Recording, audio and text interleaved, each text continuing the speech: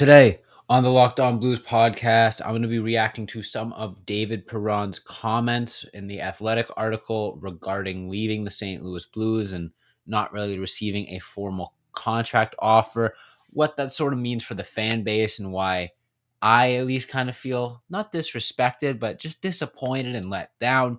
And then second half of the episode, I'm going to be going through the St. Louis Blues salary cap situation, some of their contracts, some of their long-term contracts, some of their short-term contracts, just sort of trying to give an outlook on what the team could look like, not just next year, but in years moving forward. Going to be a fun episode. Make sure you stay tuned.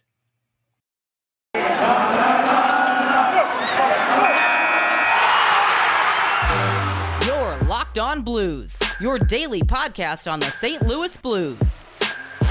Part of the Locked On Podcast Network, your team every day.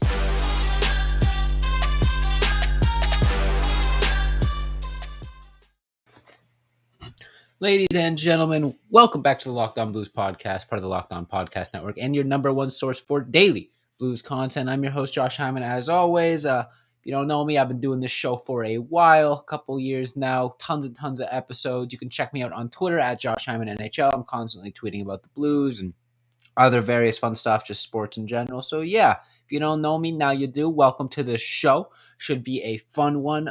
Before I get into it, wanted to thank anyone out there who makes Locked On Blues your first listen, because we're free and available on all podcast platforms and YouTube. So appreciate all the support lately there. It's been fun.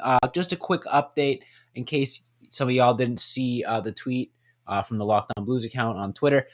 Since it is August, since it is the off season, I am moving to a 3-episode-a-week schedule. So, that's why it's Wednesday. This is the first episode of the week, but Thursday, Friday should have episodes as well. And then moving forward, probably going to be somewhat of like a Monday, Wednesday, Friday release schedule until maybe late September, early October when the season is rolling around. But for now, a little bit less content, but personally, I enjoy that. It makes the episodes a little bit more action packed. It's not as much, trying to fit a couple of days worth of content into an episode every single day. This way I kind of have some time to formulate a full episode, give it to you 3 days a week, because there's going to be a lot to talk about moving forward. Not as exciting as free agency and all that stuff, but definitely still plenty of topics to cover. And the first topic I want to cover is David Perron leaving the St. Louis Blues in free agency. Now, I've talked about this pretty extensively on previous podcasts, so I don't want to go too in depth on what I've already talked about, but what I do want to talk about is the recent article that came out on The Athletic where David Perron was interviewed and gave his thoughts. And there are a couple of quotes that I screenshotted that I kind of want to read and just that I think reflect how the fans, myself included, are feeling about this and why we're so disappointed. And then I want to tie that into a longer term discussion of the Blues' direction, or maybe their lack thereof, at least right now. Because it's definitely something that I think needs to be talked about, needs to be addressed, just because the Blues are in a bit of a transition period right now, and because of that, this is going to lead to them having sort of a inconsistent roster makeup for the most part, in my opinion. I think the way that the Blues are,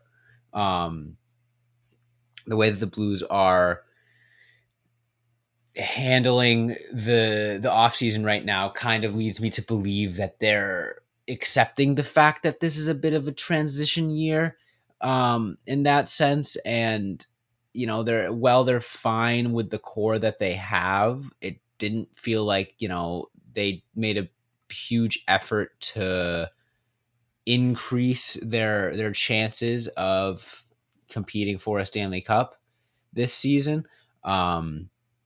It feels more so like they kind of just were content with just doing the same. And the same was good. They had a lot of success this past season and all that stuff.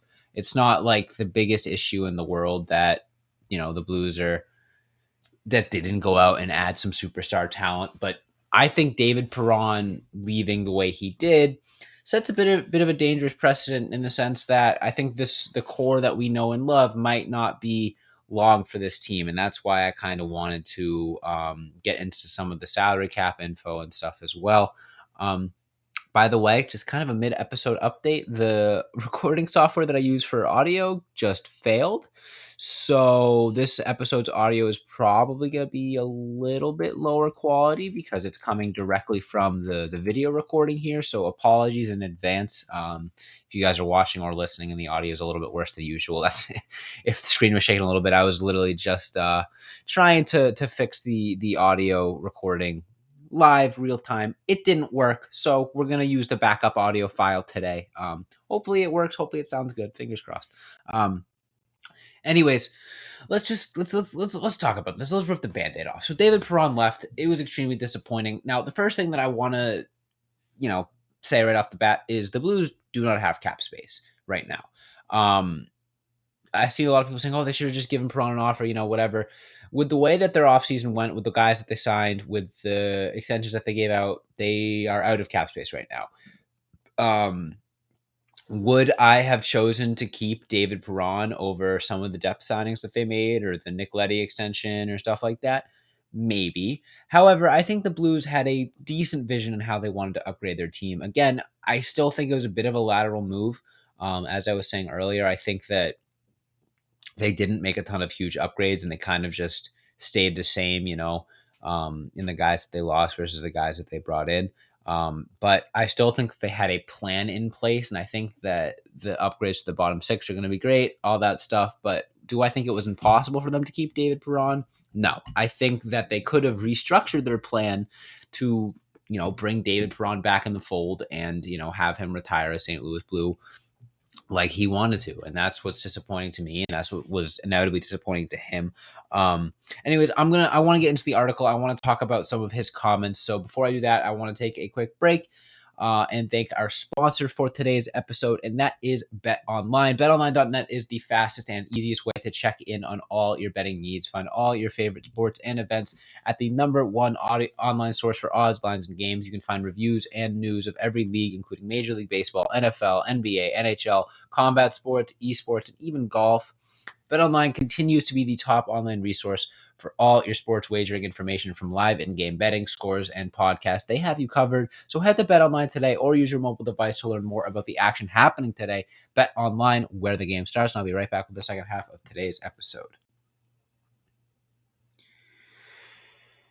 All right, so David Perron gave an interview, talked about how hurt he was. I'm going to read some of the quotes here. Going to try to paraphrase, because some of them are a little bit long-winded. The first quote that I wanted to talk about, he said, quote, "After the performance, the loyalty, winning the Stanley Cup, leaving, coming back, all that combined, I just felt like if you wanted someone, you make it happen. You find the way. There's no excuse there for me. That's what is really hurting me for sure. I'm not saying it's going to be the right or wrong decision from the team perspective, but I just kind of feel like I commanded and earned that a little bit." And he's sort of just alluding to respect there. He's understanding that the NHL is a business and that maybe, for the what's best for the team were the decisions that they made. However, he was also alluding to the fact that you kind of have to find the fine line between business decisions and just moral decisions. And I'm not saying they should have just handed David Perron a contract because he had earned it. But the fact that it seems like there was just no communication and that they kind of just told him, yeah, tough luck, bye, thanks for everything, and just kind of let him walk. It definitely felt like it rubbed him the wrong way. And the fact that, I don't know, the fact that he's, willing to come out and say these things and at the same time be still so complimentary of St. Louis. I think he had another quote. I don't have it screenshotted, so I'm not going to get it exactly right, but he said something like, I really had envisioned myself, retiring and living in St. Louis and raising my kids here, but now I don't know if that's possible. And that's the thing that really breaks my heart, is the element of it that's bigger than hockey, the element of it that he's lived here so much of his life. He's raised a family in St. Louis. He's left and come back a few separate times, as he said. And now he's going to have to uproot his life and move to Detroit. And he said something like, I never would have pictured my children wearing Detroit Red Wings gear, but here we are. And it's heartbreaking. It's really sad. David Perron is one of the most loyal players in NHL history in terms of leaving the Blues and coming back. And it just feels like the Blues didn't give him any of that loyalty back. And it just gives me sort of shades of the Alex Pietrangelo situation or even the David Backes situation. Now, obviously in hindsight, letting David Backes walk was the right move. Letting Alex Pietrangelo walk was not. But it definitely just gives me shades of the Blues kind of just ghosted these players. Not ghosted them in the sense that they didn't communicate with them, but in the sense that the effort was very one-sided. Like, yeah, the Blues decided they didn't want to bring David Perron back, and that's tough. But it feels like they still didn't handle it in the best way possible. They didn't break it to him nicely.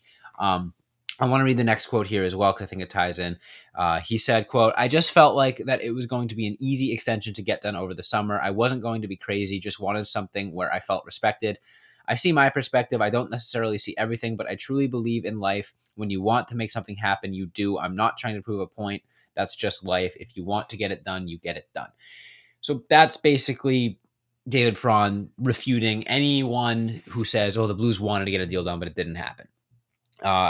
Reading between the lines there, he's saying, I would have taken a pay cut. I would have, gotten paid however much I needed to get paid in order to make it happen, in order to make, the plan fit, the roster fit, all that stuff.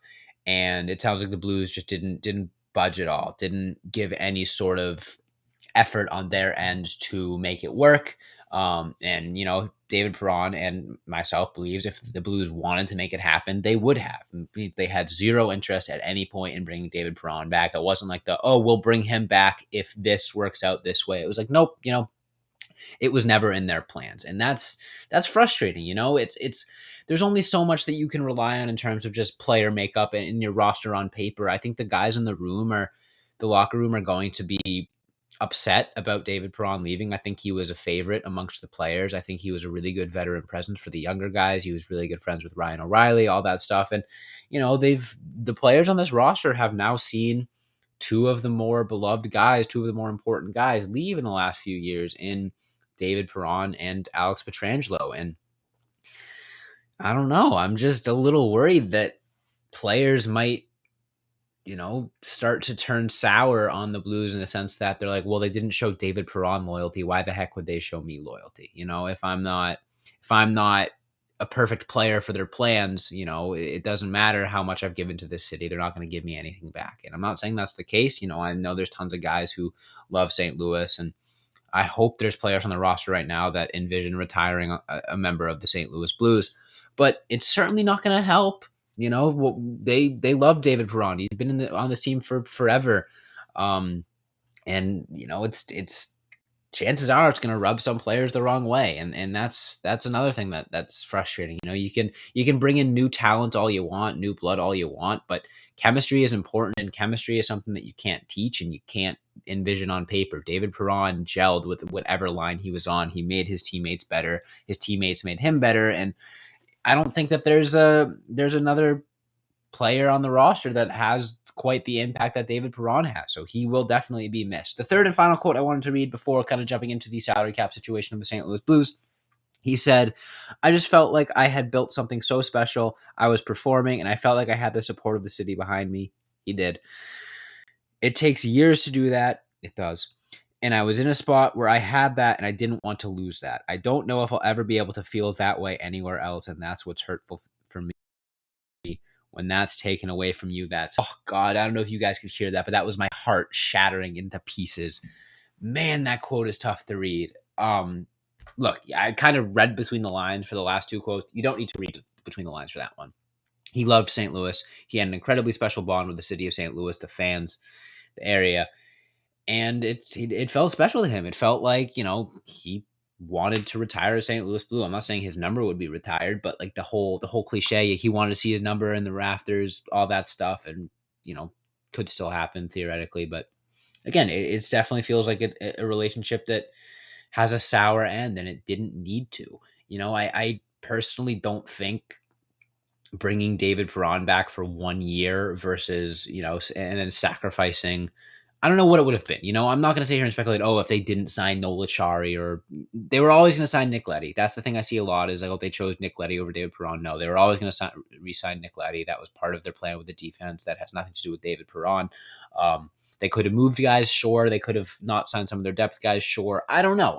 They could have made it happen. Like David Perron said, if they wanted to, they could have made it happen. And I don't think, if you bring David Perron back, and then all of a sudden, let's say the Blues bring Perron back and they get bounced in the second round, I don't think there's a scenario where, like, man, if only the Blues hadn't brought David Perron back and signed Nola Chari or something like that, they would have won the Stanley Cup. And vice versa. I don't think that there's a scenario where the Blues do really well this year. We're like, oh, thank God we didn't bring David Perron back. I don't think the Blues right now are in a position where they're going to contend for a Stanley Cup.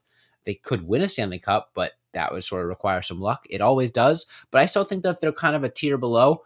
And I don't think any of the moves that they made moved the needle too much in any direction, where you could have not punted this next season, but said, okay, we have a plan. Let's start implementing this plan next year, and let's show some loyalty to a guy that's shown a ton of loyalty to us. Let's bring David Perron back. Let's run it back one more time with the core. And they just didn't do that. And that's frustrating and that's heartbreaking. And, I'm upset. I know all of you guys are upset. I don't think there's a single person in the Blues fandom that is happy about the way that David Perron events unfolded, and David Perron himself is certainly not happy. So it's frustrating. I wish him the best in Detroit. I hope he does well. That being said, in this third and final segment, I'm going to be going over the Blues salary cap, looking at some of the free agents that are going to be needing of new contracts next season and all that stuff and more. So make sure you stay tuned. Okay, so let's look at some contracts. Everybody's favorite thing to do. I'm going to try to make this not just me sitting here reading numbers, but regardless, I'm going to give it my best shot here. So, biggest two off the bat. David Perron, or not David Perron. Ugh, I wish David Perron was on an expiring contract with the St. Louis Blues next year. Ryan O'Reilly and Vladimir Tarasenko, the two highest paid forwards on the roster. Before Robert Thomas's extension kicks in next year. They're both making $7.5 million apiece. Great contracts. And that both are unrestricted free agents next season. Also, free agents next season, Jordan Kyrou, who is an RFA, so it's very unlikely that he goes anywhere. Ivan Barbashev, who is a UFA. Nola Chari, who is a UFA. Logan Brown, who is an RFA. Alexei Toropchenko, who is an RFA. Josh Olivo, who is a UFA. And Nico Mikkola, who is a UFA, along with Thomas Greiss. So, the way that it's looking right now, depending on how much the cap goes up, the Blues are going to have some money to play with. They have $15 million coming off the books with O'Reilly and Tarasenko. They have $2 million coming off the books with Barbashev, $1 million coming off the books with Achari, $2 million coming off the books with Mika. So they're going to have some money to play with. A lot of that is going to go towards Jordan Kyrou. I hope Jordan Kyrou is, that's $3 million off the book right there. I assume that salary is going to at least double. I can't imagine a scenario where the Blues don't re-sign him, especially considering he's an RFA. I don't think he's going to make quite as much as Robert Thomas is making up there at 8.1, just because he is a winger. But if the Blues do re-sign him, I would expect it to be somewhere around $7 million. Not breaking the bank, but definitely, a good chunk of change. The way that I'm looking at it is you can only bring back two of Kyrou, Tarasenko, and O'Reilly. Now, Tarasenko, I can't see coming back. Even if the trade rumors aren't true, even if that stuff's not true, I just don't know if the Blues are going to want to pay him, even if he did want to come back, given his injury history and given his inconsistent success with the St. Louis Blues. I think he's going to want a pay raise. This is going to be sort of his last chance to cash in on a big contract. I think he's going to want more than $7.5 million. I think he's going to want at least $8 million, and he's going to want a very long-term contract. And if you give him that really long-term contract, then you are looking to become a really old team in a couple seasons. Obviously, I would love to bring Tarasenko back. I would love to have him retire a member of the St. Louis Blues. But just based off of what we know about Doug Armstrong and based on what they did with David Perron, based on what they did with Alex Pietrangelo, they're not going to overpay for a guy like Vladimir Tarasenko. I suspect that he's going to want a big, big pay raise. I think he's going to want at least $8 million, $8.5 million. And I don't think the Blues are going to want to make Vladimir Tarasenko their highest paid player on their roster. So for that reason, I think he leaves. Ryan O'Reilly, God, I hope he stays. I can't see them letting their captain walk three times in a row when their contract is up. But again, if he wants a big pay raise as well, he's going to be 32. His last chance to sign a big deal to give him a high AAV contract till he's almost 40. Maybe not. I don't know. It really depends on the length. But I don't think it's a guarantee. Ivan Barbashev, it depends on what he wants. I would suspect that he might be gone as well, whether that's a trade deadline move or not. He is only 26, and I don't think he'll want too much of a pay raise. It depends on if he's able to recreate his success from this past season. He had a ton of goals. If he's able to do that again, then I could see him wanting a couple million more than he's making now, but not a guarantee. But looking at these free agents, Jordan Kyrou is the only guy, including Niko Mikkola. Jordan Kyrou is the only one of like their 10 free agents that I would, say is a guarantee that they're going to re-sign. Everyone else other than that, I'm not sure. And that's nerve-wracking. We could be seeing a kind of a very different Blues team, at least on the forward side, next season than we have seen this season. It's not a guarantee. There is a world where they bring, every single one of those guys back. I don't think it's likely, but it's possible. But yeah, I think this season is a transition year in the sense that I think the front office knows that the core is going to be changing after this season. O'Reilly's free agent, Tarasenko's free agent, Barbashev's free agent, et cetera, et cetera.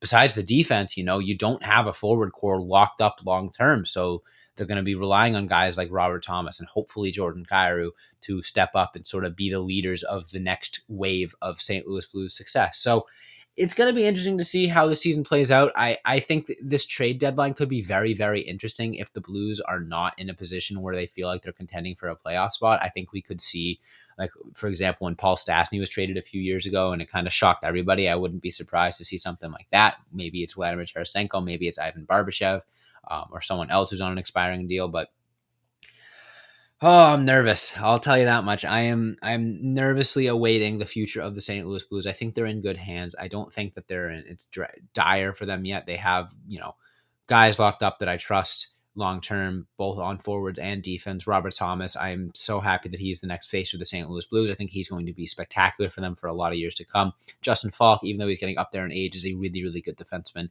and is locked up long term. Colton Parayko, as much criticism as he gets, I'm really happy he's locked up long term as well. It's going to be interesting. What more can you say? It's going to be an ongoing conversation the rest of this offseason and all that. So that being said, that is all the time I have for you guys today. Thank you all so much for listening. Make sure you hit that follow or subscribe button on whatever podcast platform you're listening to me on. Subscribe to the YouTube channel at Locked On Blues. Growing a lot there, getting close to 500 subscribers, which is so cool. Appreciate all the support there. Follow Locked On Blues on all of our social accounts, Instagram, Twitter, Facebook, and TikTok at Locked On Blues. You can follow me on Twitter at Josh Hyman NHL. That being said, thank you all so much for listening, and as always, let's go Blues.